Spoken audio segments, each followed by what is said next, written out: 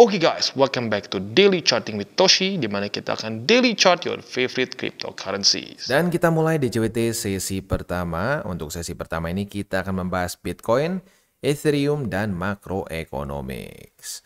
Untuk TA-nya kita bisa lihat di sini Bitcoin masih struggling dengan MA20 ya. Jadi untuk di daily jelas PR untuk Bitcoin adalah MA20. Apakah dia akan reject lagi seperti di Agustus akhir ya tanggal 29 atau dia reclaim begitu. Nah, kalau dia reclaim PR selanjutnya ada struktur di 58.455 dan di MA50. Ya seperti yang kita tahu, kalau kita mau beat the bigger trend ya kita harus mengalahkan MA20 dan 50 begitu. Kalau dikalahkan kita harus bertahan cukup lama di atas sampai terjadi golden cross. Kalau udah golden cross biasanya akan cenderung lebih kuat, walaupun nggak selalu ya. Kayak fakta di sini, golden cross pun kadang-kadang bisa jebol lagi. Begitu ya. Itu at least untuk 50 dan 20 ya. Nah, mungkin yang lebih makro lagi dan lebih penting lagi adalah di weekly ya. Di weekly kita tahu masih main story-nya adalah BSB versus MA50 ya.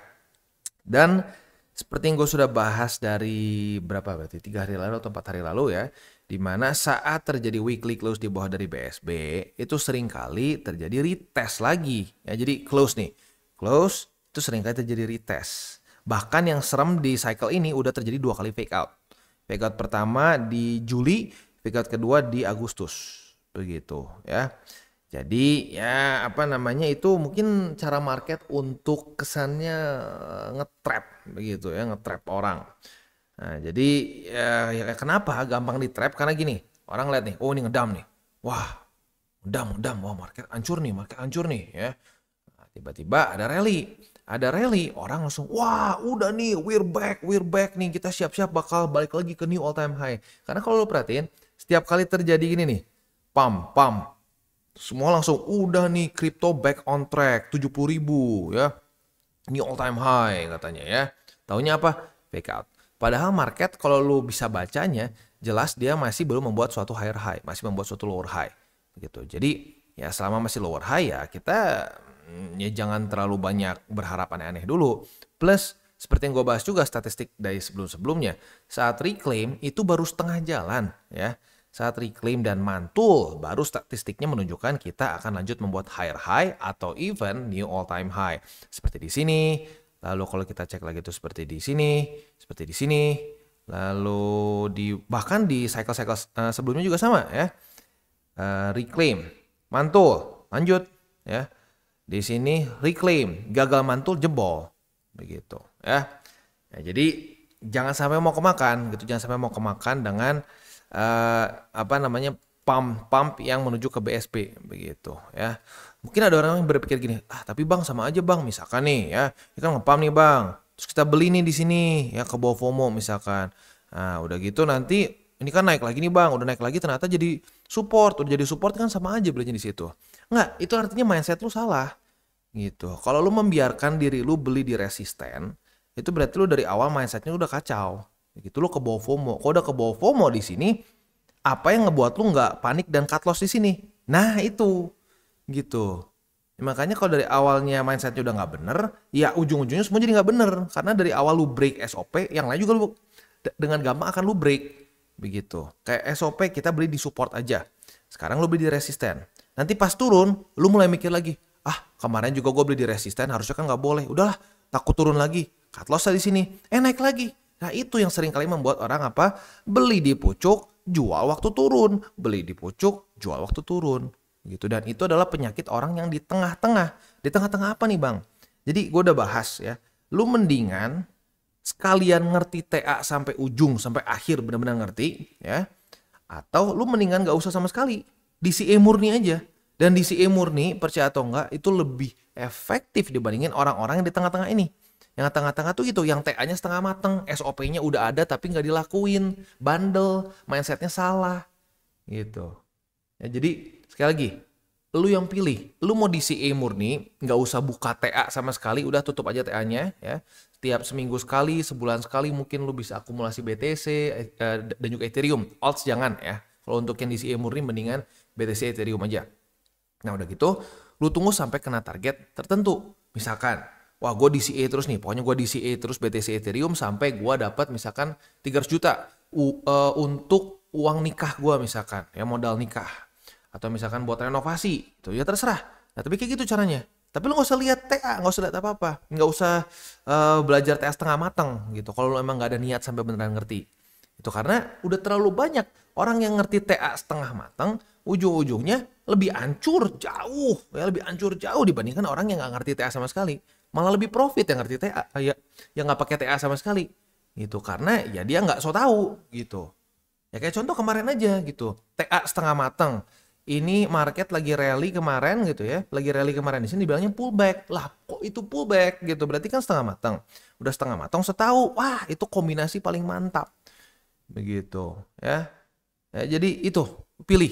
Lu mau benar-benar ngerti TA dipelajari sampai dalam. Atau mendingan ya udah DCA murni aja. Gitu ya. Oke. Itu kurang lebih untuk satu mindset yang harus kita punya dulu. Gitu. Karena lagi-lagi mindset itu menurut gue lebih penting dibandingkan dengan TA dan fundamental. Dengan mindset yang tepat, itu lu bisa lebih profit dibandingkan dengan lu TA semua ngerti tapi mindset lu salah. Gitu. Itu kayak cerita yang gue udah sering bahas ya. Ada teman gue yang gue rasa bahkan secara TA dan fundamental tuh lebih pinter jauh daripada gue. Wah, hafal percis. Bahkan tahu gimana cara The Fed ngitung, bukan The Fed, tapi gimana cara ngitung misalkan CPI, PPI, dia ngerti semua ya. Ngerti sampai akar-akarnya. Tapi mindsetnya salah. Mindsetnya seperti pejudi. Pengen nyari jackpot ke jackpot lagi. Ya ujung-ujungnya bukan jackpot. Malah boncos lagi. Gitu. Itu lebih pinter. Gue akuin dia lebih pinter daripada gue. TA fundamental. Tapi berantakan karena mindsetnya salah. Gitu. Ya. Oke.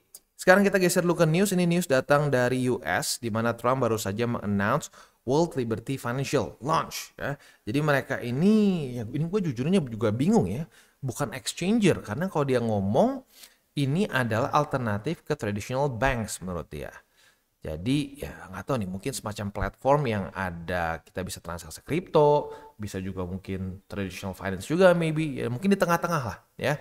Tapi bahkan di sini juga ada DeFi-nya karena DeFi-nya itu akan dipegang sama Eric dan Donald Trump yaitu ya Donald Trump Jr. tentunya ya anak-anak dari Donald Trump yang paling gede lah singkat gua ya.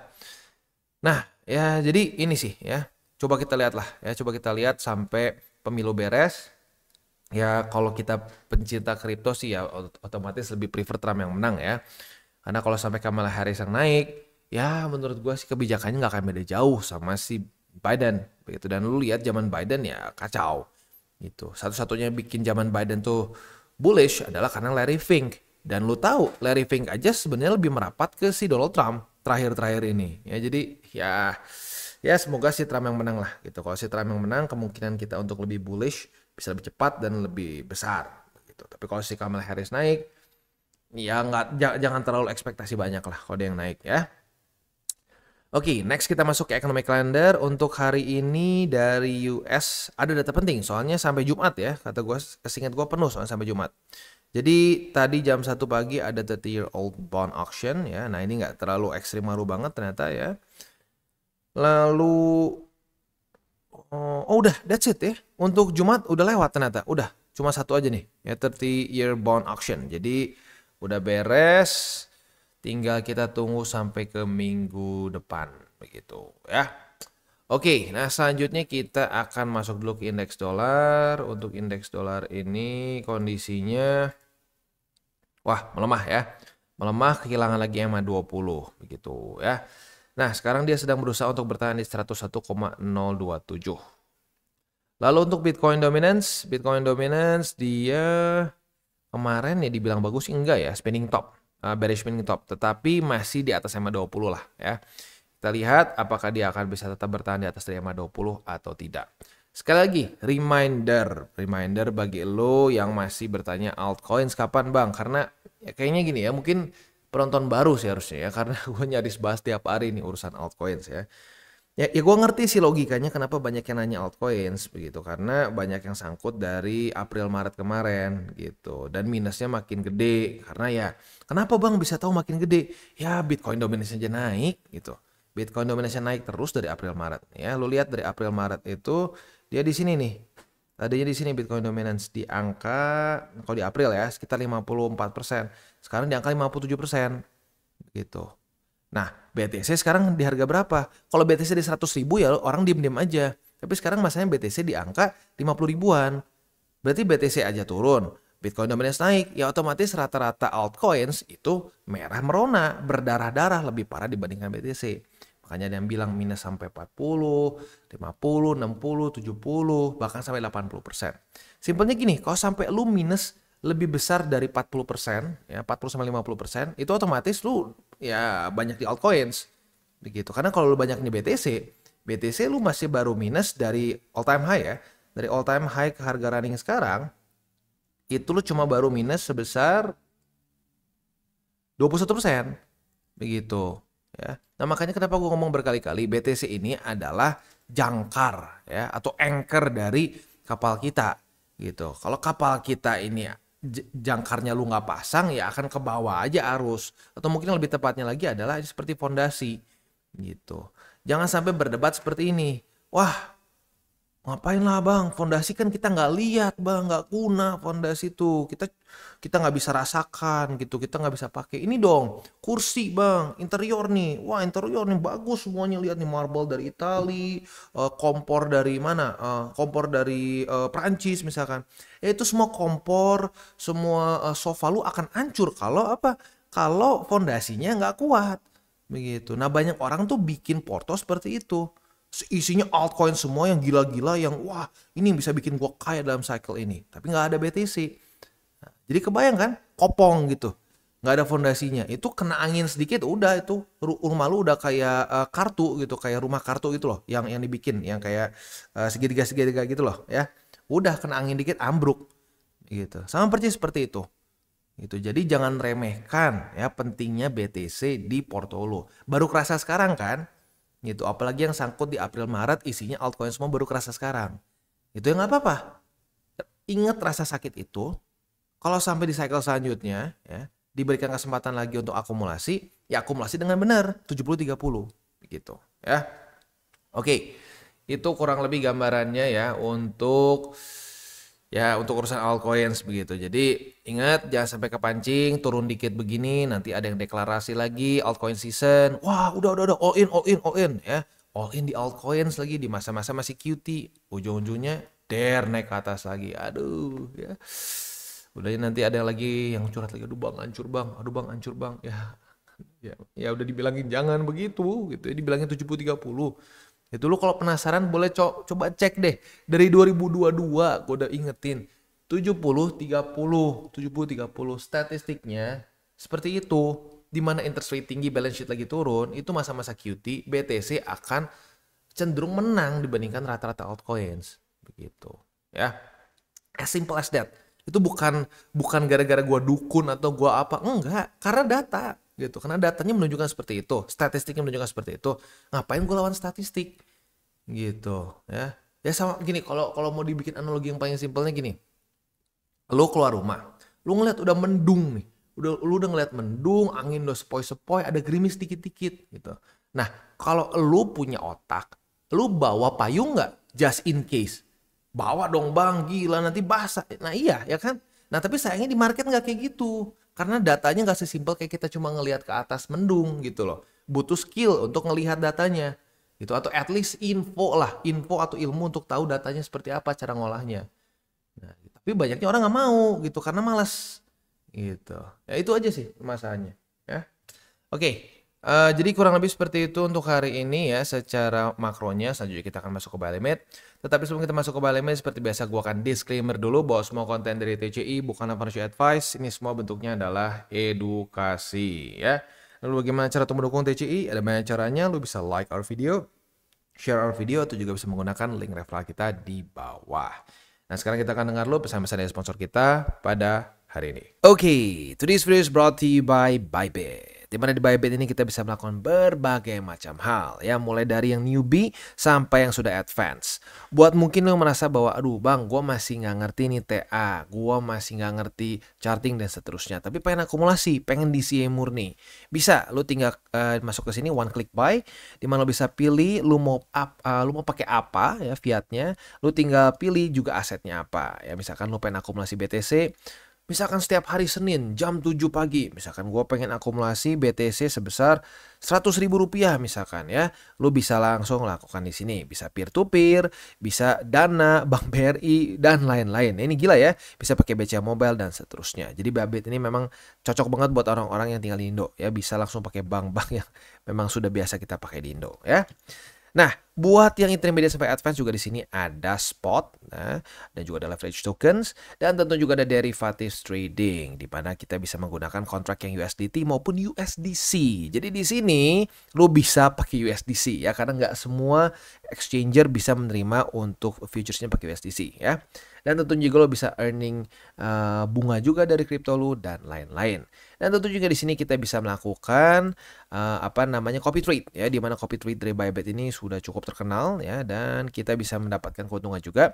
First copy trade kita bisa ada protection 100 USDT loss coverage ya, dan seterusnya ya. Jadi buat lo yang tertarik bisa silakan pakai. Klik di link referral kita di bawah. Dan sekarang kita masuk ke Bitcoin. Untuk Bitcoin kita sudah punya posisi short di MA20 karena sudah terjadi retest 1, retest 2 di MA20 sebagai resisten ya.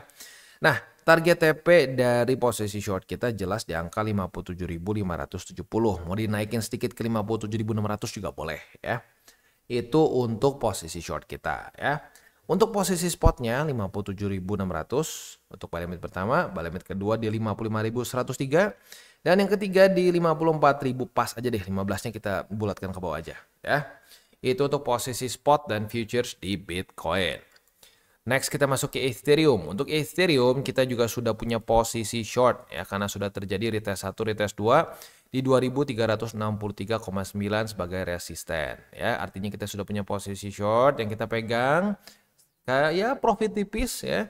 Nah target TP-nya kalau lo konservatif boleh pertimbangkan di 2340. Mau kalau buat lo yang agresif ya monggo silakan, mau di 2203 juga boleh ya. Gue ingatkan lagi, konservatif, agresif itu bukan pasti agresif lebih profit ya. Kemarin juga ada yang curhat, aduh bang gila ya, agresif sekarang di market hancur ya karena ya, kita cukup banyak digempur data-data penting. Nah data-data penting ini bisa volatile, kita nggak tahu bakal kemana begitu, karena ya gini sekarang kita nggak tahu datanya, kita berharap begini begitu, berarti kan kita cuma nebak-nebak nih. Kalau kita nebak-nebak dan kita paksain buka posisi saat ya data penting keluar, ya kita harus siap dua arah gitu. Ya, jadi reminder lagi, nggak berarti yang agresif itu selalu lebih profit gitu, karena kalau gue lihat ada tren orang berpikir wah kalau agresif lebih untung dari kripto. Ya padahal cut loss-nya juga bisa lebih gila ya. Oke, untuk posisi spotnya di 2203, di 2177, dan di 2123. Itu untuk posisi spot dan futures di Ethereum ya. Oke, untuk wejangan hari ini ya yang simple-simple aja sih. Ya masih berhubungan juga sama yang tadi sedikit di depan ya. Jadi kita itu saat mau belajar atau ya gini. Kalau gue tuh tipenya orang yang nggak suka buang waktu. Jadi kalau misalkan gue mau mempelajari sesuatu, gue akan secepat mungkin mengosongkan dulu gelas gue, gitu. Supaya apa?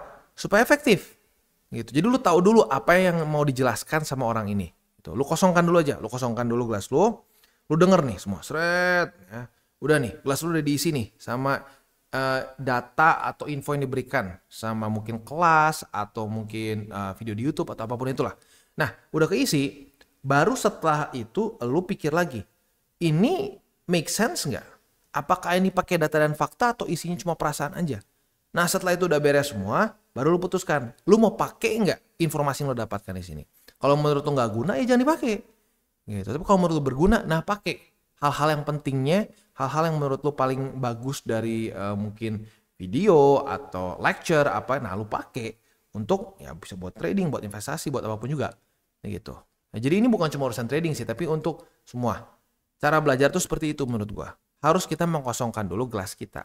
Kalau kita datang dengan gelas yang udah penuh, kita udah so tahu dulu gitu ya. Ujung-ujungnya apa? Lu buang waktu ya.